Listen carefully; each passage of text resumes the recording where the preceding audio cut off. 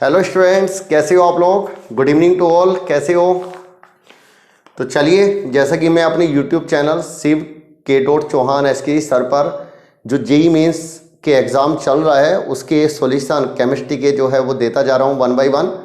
और कल मैंने दो जो अपन फर्स्ट शिफ्ट और सेकंड शिफ्ट है उन दोनों के सॉल्यूशन डाल दिए थे। आज हम लोग 3 सितंबर का जो मॉर्निंग शिफ्ट था उसका पेपर मैं सॉल्यूशन दे रहा हूँ। उसका पेपर के जैसे जैसे क्वेश्चन आए हैं वो हालांकि भी डिसऑर्डर होंगे तो बच्चे चेक कर पाएंगे कि क्वेश्चन हमारे कितने सही हैं कितने गलत हैं। फिजिकल इनऑर्गेनिक के हैं, ऑर्गेनिक के अपन को मैनेज करने होंगे। फिजिकल इनऑर्गेनिक के क्वेश्चन के सॉल्यूशन दे रहा हूँ मैं, तो सभी लोग ध्यान से अपन देखेंगे। और पेपर का लेवल तो मॉडरेट था, बहुत इजी भी नहीं कह सकते। कुछ कुछ क्वेश्चन अपन ऐसे भी थे जो बहुत बढ़िया और कॉन्सेप्चुअल थे, कुछ क्वेश्चन बिल्कुल एनसीईआरटी बेस्ड थे। तो अपन बच्चे पूरे अच्छे से करके आए होंगे और फिर भी अगर कहीं कोई डाउट है तो उसे चेक कर सकते हैं वो करेक्ट है या इनकरेक्ट है। और जो बच्चे अपन आगे एग्जाम देने जा रहे हैं उनको भी इसका बेनिफिट मिलेगा। चैनल को सब्सक्राइब जरूर करें, देखें नहीं सब्सक्राइब भी करें। Shiv K Chauhan SK sir. Videos को लाइक करें और ज़्यादा से ज़्यादा बच्चों को शेयर करें। Thank you. चलिए स्टार्ट करते हैं हम लोग। पहला क्वेश्चन हो सकता है डिसऑर्डर्ड हो, बट अपन ठीक है, क्वेश्चन के सॉल्यूशन जो है वो तुम्हें देख करके अपन क्वेश्चन का आंसर समझ में आ जाएगा। First one, boiling point of water is 373 Kelvin. Then boiling point of H2S is, option दिए हुए थे इस तरीके के, greater than 373 kelvin, less than 373 kelvin, और यहाँ पे हमारे पास 273 केल्विन टू 373 केल्विन है, कुछ ऐसे दिए हुए थे। और यहीं पे केल्विन लगा देते हैं और एग्जैक्टली डी दिया था हमें 373 केल्विन। तो पहली बात तो बेटा ये क्वेश्चन है कहाँ से, ये क्वेश्चन केमिकल बॉन्डिंग में तुम्हें मिल जाएगा। और केमिकल बॉन्डिंग में हम लोग ये पढ़ाते हैं कि अपन जब H2S और अपन वाटर होता है तो वाटर में हाइड्रोजन बॉन्डिंग होती है और H2S में हाइड्रोजन बॉन्डिंग नहीं होती। तो हाइड्रोजन बॉन्डिंग के कारण बॉइलिंग पॉइंट ज़्यादा होता है। बॉइलिंग पॉइंट दो ही पॉइंट पर डिपेंड करता है, number 1 hydrogen bonding and number 2 molecular weight. तो अपन इसके अकॉर्डिंग अगर देखें तो वाटर में हाइड्रोजन बॉन्डिंग अवेलेबल है, उसका बॉइलिंग पॉइंट ज़्यादा होगा, और H2S में हाइड्रोजन बॉन्डिंग नहीं है, उसका बॉइलिंग पॉइंट कम होगा। तो राइट आंसर हमारा बी जाएगा, टिक कर लीजिए आप, right answer is B. Next one, ये क्वेश्चन हमारा केमिकल बॉन्डिंग से था, क्वेश्चन नंबर 2। तो मैं एक एक करके क्वेश्चन हटाता जाऊंगा जिससे कि हम लोग क्लियरली स्ट्रीमिंग को देख पाएं, बढ़िया से चेक कर पाएं। बढ़िया आते हैं क्वेश्चन, तो सही आते हैं, मतलब ऐसा भी नहीं कह सकते कि बिल्कुल कोई कॉन्सेप्ट ही नहीं होता है, ऐसा नहीं है, कॉन्सेप्चुअल होते हैं पूरे अच्छे से। क्वेश्चन नंबर 2, हाँ, मिनिमम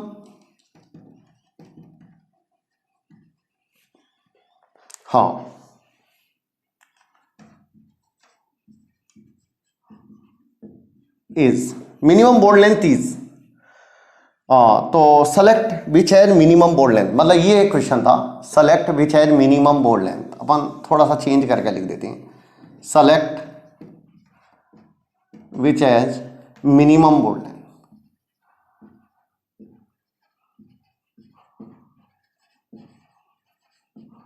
ऑप्शन ये थे NO2 plus, NO plus, NO minus and NO। तो मुझे लगता है कि इसका बॉन्ड ऑर्डर सबका निकाल सकते हैं बिल्कुल। इसका बॉन्ड ऑर्डर होगा 2.5, इसका बॉन्ड ऑर्डर होगा हमारे पास में 2, इसका बॉन्ड ऑर्डर होगा 7 8 15 -1 3, और इसका बॉन्ड ऑर्डर हो जाएगा हमारे पास में 2। तो बॉन्ड लेंथ उसकी सबसे कम होगी जिसका बॉन्ड ऑर्डर ज़्यादा होगा, या ऐसे आ जाए कि किसका मैक्सिमम बॉन्ड स्ट्रेंथ थी तो भी यही आंसर जाएगा। तो इसका बॉन्ड ऑर्डर ज़्यादा है तो इसकी बॉन्ड लेंथ कम होगी, NO बॉन्ड लेंथ होगी, ठीक है ना। बॉन्ड लेंथ किसकी होगी, मिनिमम NO बॉन्ड लेंथ, यहाँ भी ये लिखा होगा। चलिए क्वेश्चन नंबर नेक्स्ट 1 3, बिल्कुल बहुत इजी क्वेश्चन था। हाँ 3 क्वेश्चन नंबर 3 लिखेंगे। यहां पर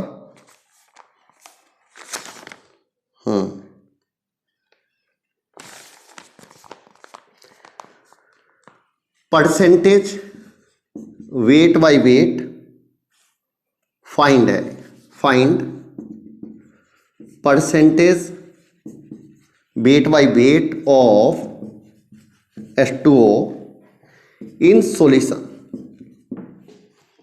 containing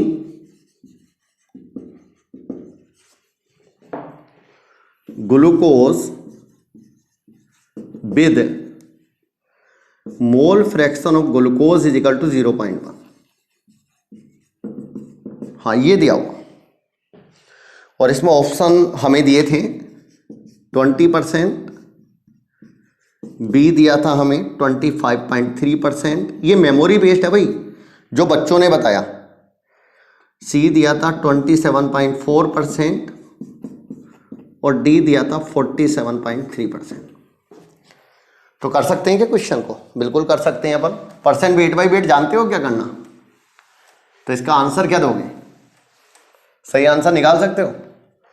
बिल्कुल, ऐसा हमने नोट्स में भी कराया मैंने। मोल फ्रैक्शन सोल्यूट का दिया है, तो अगर अपन को मोल फ्रैक्शन ग्लूकोज का दिया है तो इसका मतलब ये हुआ कि ग्लूकोज के मोल तो हो गए 0.1 और वाटर के मोल कितने हो गए? मैंने ऐसे ही नोट्स में बच्चों को पढ़ाया भी है। तो क्या परसेंट वेट बाय वेट निकाल सकते हैं हम वाटर का? Weight of water upon weight of solution, हाँ, इंटू 100।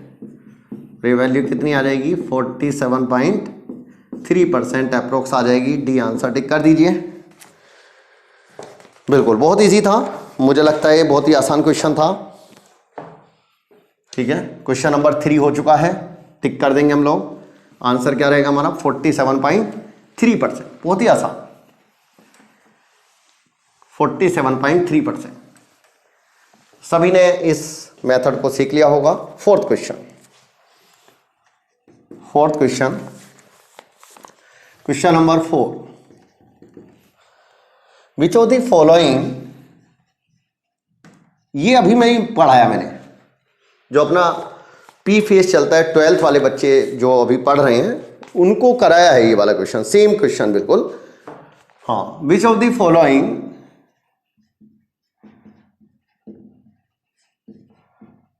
कंपाउंड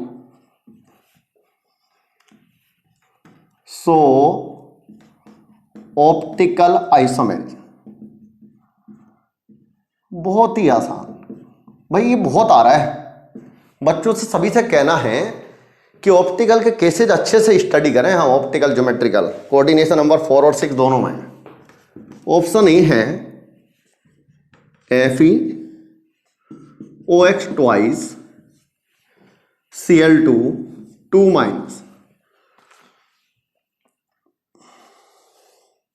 मुझे लगता है कि ये -4 -2 -6 इधर आएगा।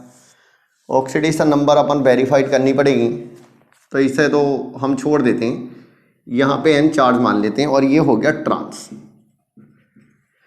हाँ, एक दिया था Fe, ऑक्सीडेशन नंबर जो है ऑक्सलेट है Cl2 N-6। बी सी है Fe CN4 NH3 ट्वाइस।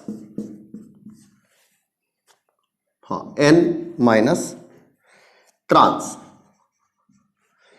और डी है Fe CN4 NH3 twice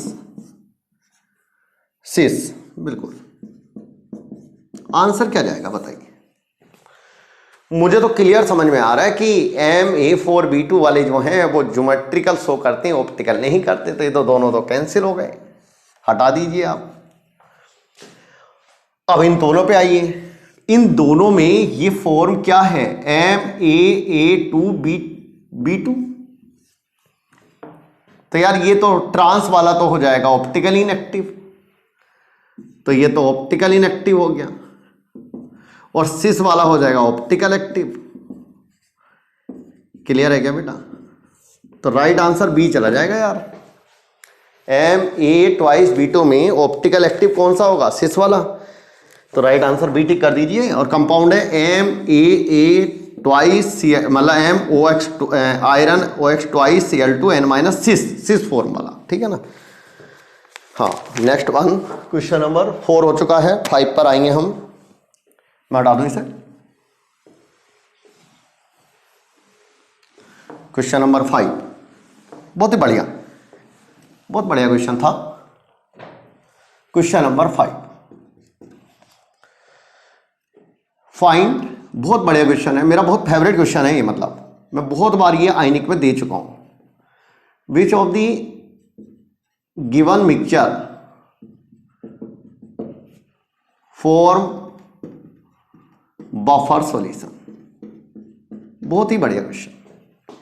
A option 100 ml of 0.1 molar acetic acid plus 100 ml of 0.1 molar NaOH। तुम्हें बफर की कंडीशन तो याद होगी, तभी तुम क्वेश्चन को कर पाओगे।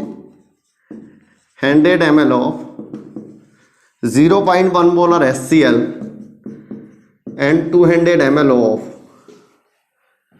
0.1 molar CH3COONA। C option 100 ml of 0.1 molar HCl, 100 ml of 200 ml 0.1 molar NaOH। और डी था नन। टिक कर सकते हो क्या? बफर की कंडीशन क्लियर है क्या तुम्हें? क्यों डियर, बफर की कंडीशन क्लियर है क्या? बिल्कुल। बफर वो होता है जिसमें वीक एसिड और स्ट्रॉन्ग बेस हो और वीक एसिड के मिलीमोल स्ट्रॉन्ग बेस से ज्यादा हो, या वीक बेस हो और स्ट्रॉन्ग एसिड हो और वीक बेस के मिलीमोल ज्यादा हो। अब यहां वीक बेस तो नहीं है, स्ट्रॉन्ग बेस है हमारे पास और वीक एसिड है, बट वीक एसिड के मिलीमोल इस बार स्ट्रॉन्ग बेस के बराबर है, ये तो बफर नहीं हो सकता। It is not buffer. Cut कर दीजिए। हाँ, इसमें बफर बन सकता है क्या? चेक करते हैं। पहली बात तो ये एक सोल्ट है जो वीक एसिड और स्ट्रॉन्ग बेस का है और ये एसिड से रिएक्शन करेगा, तो क्या मैं रिएक्शन लिख के चेक कर लेता हूं। ये आ गई इसकी रिएक्शन, चेक करते हैं। तो इसकी 20 मिलीमोल है, इसके 10 है, बफर बन गया भाई। बिल्कुल, ये दोनों प्रेजेंट हैं, बफर है। एक वीक एसिड का सोल्ट, एक अपन वीक एसिड या वीक एसिड और उसका कॉन्जुगेट है, बफर है। बी को टिक कर दीजिए फटाफट। और सी वाला जो है वो तो अपन एसिड और बेस है और बेस के मिलीमोल ज्यादा है, तो ये सॉल्यूशन बेसिक हो जाएगा, ये न्यूट्रल हो जाएगा, इसकी pH 7 हो जाएगी। तो राइट आंसर हमारा बी जाएगा। बफर सॉल्यूशन कौन बना रहा है? बी वाला। ठीक है, क्लियर ये वाला? ठीक है बेटा, 5वां क्वेश्चन हो चुका है। 6 पे आ रहे हैं। Question number 6। क्वेश्चन लिखना भी है, तुम देख रहे होंगे, मेहनत भी लगती है भाई। क्वेश्चन 6, सब्सक्राइब जरूर करें चैनल को। Shiv K Chauhan SK sir, Shiv Kumar Chauhan.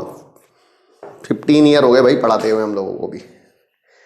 तो मस्त होकर के बच्चों को शेयर करें और बढ़िया से अपन फायदा दें सभी को। अपने आप लाइक और शेयर जरूर करें वीडियो को, ठीक है ना। चलिए, हाँ, question number 6। A balloon contain helium gas at temperature T get worst then it is. बड़ा कॉमन क्वेश्चन है, हमारे जितने मॉड्यूल हैं, मटेरियल है, उसमें भी मिलेगा। Reversible isothermal, B option. Irreversible isothermal, reversible isothermal है, ध्यान रखो। Reversible adiabatic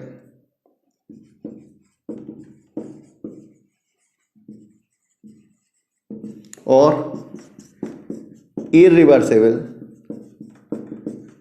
adiabatic. कौन सा आंसर जाएगा? तुम्हें पता ही है कि बैलून को अगर मान लिया T टेम्परेचर में हीलियम गैस भर के छोड़ देते हैं और वो बस्ट हो जाता है तो इट इज एडियाबैटिक प्रोसेस। और कौन सी? ये रहेगी हमारे पास में इरिवर्सिबल एडियाबैटिक प्रोसेस। हम लोग इसे पढ़ाए हुए हैं। इरिवर्सिबल एडियाबैटिक टिक कर दीजिए। Right answer will be irreversible adiabatic process. बिल्कुल, तो ठीक कर दीजिए। राइट आंसर क्या जाएगा? Irreversible adiabatic process. ठीक है ना। नेक्स्ट बनाइए। नेक्स्ट बनाते हैं 7 क्वेश्चन पे। 7 क्वेश्चन। क्वेश्चन नंबर 7 में, हाँ भाई, हेनरी कांस्टेंट फॉर गैसेस बोल देते हैं ए, बी एंड सी। हो सकता है कुछ नाम अलग दिए हों और कुछ वैल्यू दी हैं। 500 दी है, 200 दी है और 2 इंटू 10 की पावर -5 दिया। Which has higher solubility. बहुत ही आसान। हो सकता है क्वेश्चन अलग हो भी सकता है भाई, बच्चों से तो पूछा जाता है। तो राइट आंसर क्या जाएगा?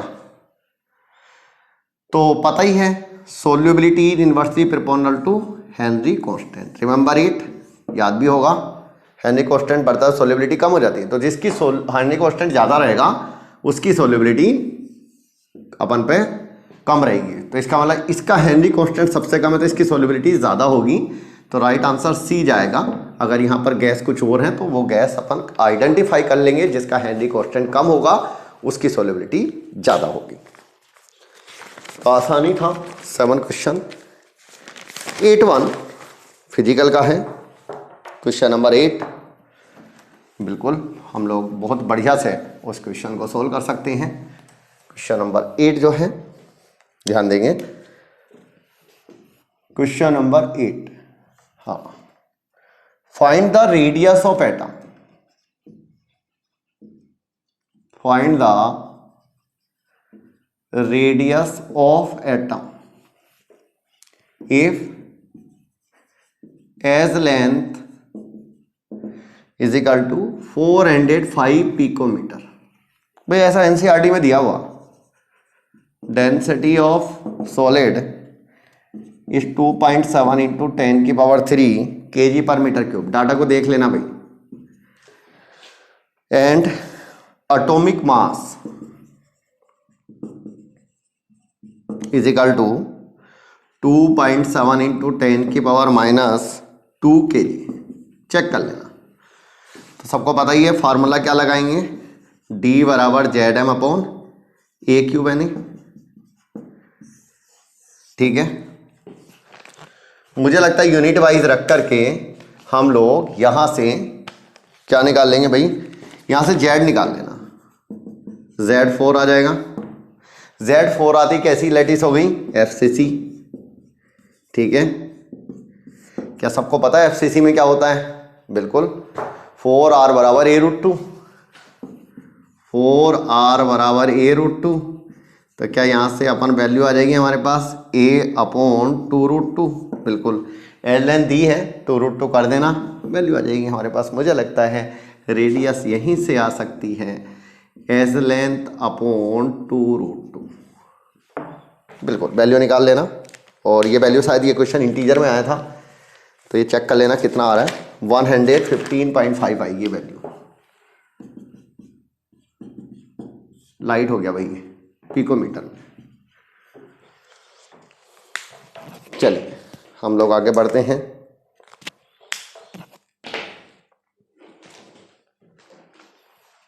चलिए मैं क्वेश्चन नंबर 9 पे आ रहा हूं। तो ये क्लियर होगा। Z अपन 4 आ जाएगा और Z आते ही 4R बराबर A√2 लगा दीजिए FCC में, वैल्यू आ जाएगी। क्वेश्चन नंबर 9 क्वेश्चन यहां पर है। क्वेश्चन नंबर 9 पे ध्यान देंगे। हाँ बढ़िया, बहुत बढ़िया, मार्कर मजेदार आ गया। मतलब फाइंड द, बहुत ही इजी क्वेश्चन है, एनसीईआरटी बेस्ड है, atomic number of unnilennium. Option A है 101, ऑप्शन बी है 107, ऑप्शन सी है 10119, ऑप्शन डी है 109। तो सबको पता होगा अन होता है 1, नील होता है 0 और एनीनियम होता है हमारे पास में 9, तो 109। वेरी गुड, डी आंसर अपन टिक करेंगे। बहुत ही बढ़िया। क्वेश्चन नंबर 10,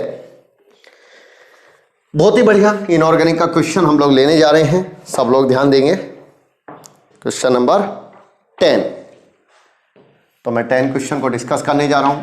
बड़े इजी आते हैं यार, मतलब कोई कोई क्वेश्चन तो इतना इजी आता है कि मतलब बच्चा देखते ही टिक कर सकता है, कोई समय भी नहीं लगेगा, सेकंडों का काम है, मतलब सेकंडों का, 10 सेकंड से कम में क्वेश्चन हो जाए। 10 ऊपर लिखता हूं, gas released when gold platinum dissolved in aqua regia। ये क्वेश्चन एनसीईआरटी में भी है, हमने रिएक्शन भी लिखवाई है पी ब्लॉक में। हाँ, तो इसका सही आंसर क्या जाएगा? NO, क्योंकि एक्वा रीजिया में HNO3 और HCl रिएक्ट करके NO गैस रिलीज करते हैं, कोई कंफ्यूजन नहीं है। और वो NO गैस हम लोग जो रिलीज होती है उसका ही आंसर देना है। Next one, question number 11। Question number 11, हाँ क्वेश्चन नंबर 11,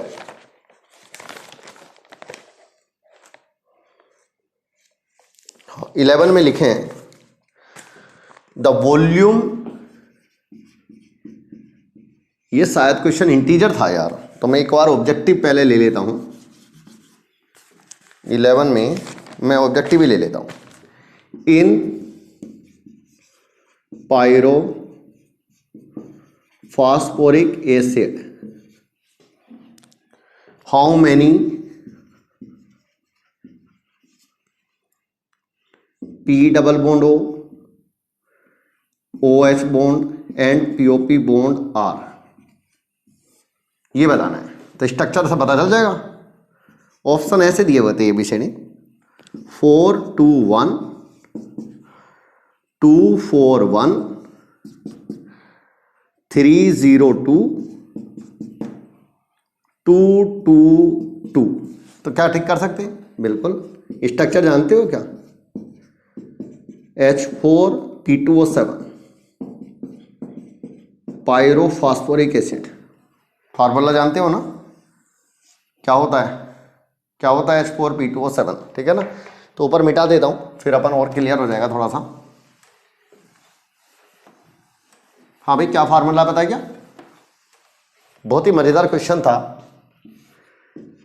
H4P2O7 फार्मूला ये है, तो आंसर क्या जाएगा? P डबल बॉन्ड हो 2 और OH4 और POP बॉन्ड हो 1। बहुत ही आसान, 241। वेरी गुड, बहुत ही बढ़िया, मजेदार, आसान। 11, क्वेश्चन नंबर 12 क्वेश्चन पे आ रहे हैं।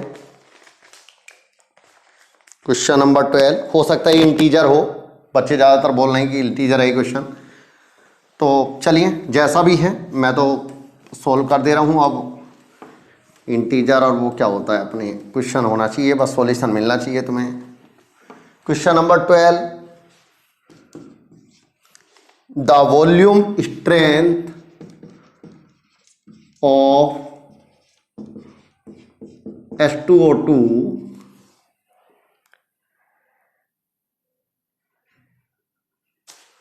Volume strength of H2O2 for 8.9 molar H2O2 at STP। मतलब ये मोलरिटी H2O2 की है। बड़ा ही आसान है, मतलब इससे आसान क्वेश्चन नहीं है कोई भी। H2O2 में बड़ा परफेक्ट फार्मूला है कि मोलरिटी बराबर, हाँ, वॉल्यूम स्ट्रेंथ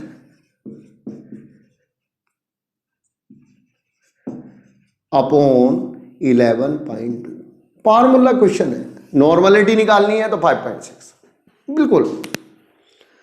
तो मुझे लगता है कि अगर मैं वॉल्यूम स्ट्रेंथ निकालना चाहता हूं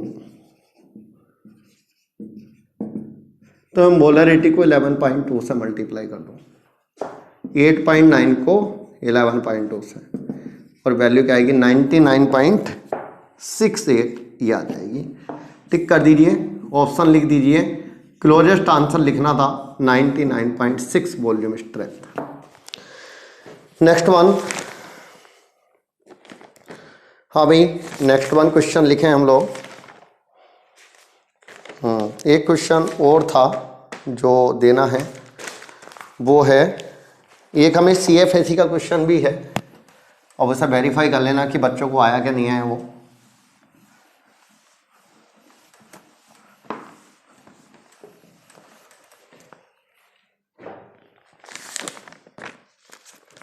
क्वेश्चन नंबर 13 था शायद ये।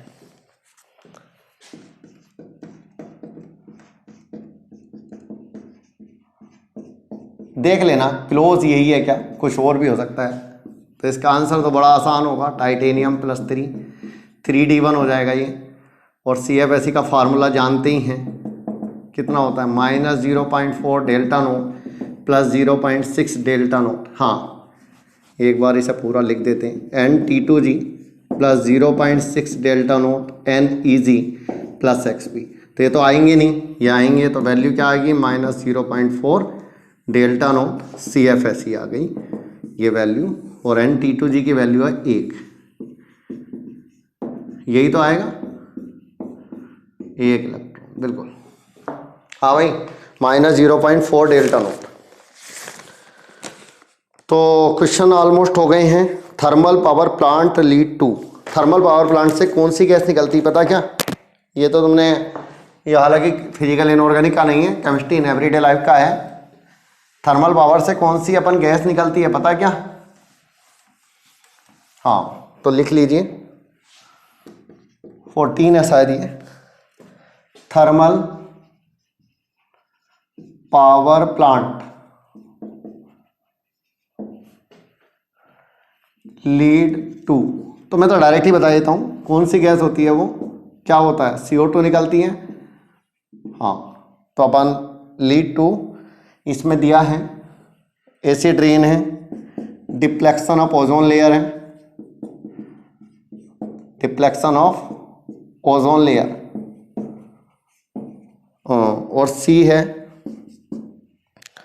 अपन कट्रोफिकेशन, क्यूट्रिफिकेशन। तो सही हो जाएगा एसिड रेन, क्योंकि अपन जो थर्मल पावर प्लांट है वहाँ से CO2 निकलती है, CO2 वाटर के साथ में हमारे पास H2CO3 बना लेंगी, तो ये एसिड रेन को लीड करेगा। बस यही थे फिजिकल इनऑर्गेनिक के, तो बाकी क्वेश्चन ऑर्गेनिक के होंगे, और फिजिकल इनऑर्गेनिक के सारे क्वेश्चन डिस्कस हो गए हैं। तो बहुत ही बढ़िया से पेपर को अपन करके आए होंगे, चेक कर लें अपन क्वेश्चन के आंसर जो हैं, और बढ़िया से जो बच्चे आगे देने जा रहे हैं उनको NCERT माइंड में बैठी होनी चाहिए, और एग्ज़ाम को पूरे कॉन्फिडेंस के साथ करके आएँ। पेपर मिक्स आता है, कुछ कॉन्सेप्ट्स वाइज आते हैं, कुछ NCERT के अपन फैक्चुअल पॉइंट भी आते हैं। तो बच्चों को अच्छे से प्रिपेयर करके जाना चाहिए, और वीडियोज़ को लाइक और शेयर करें, और चैनल को सब्सक्राइब जरूर करें। Shiv K. Chauhan SK sir, thank you. Okay dear, मिलते हैं हम लोग नेक्स्ट वाले वीडियो में।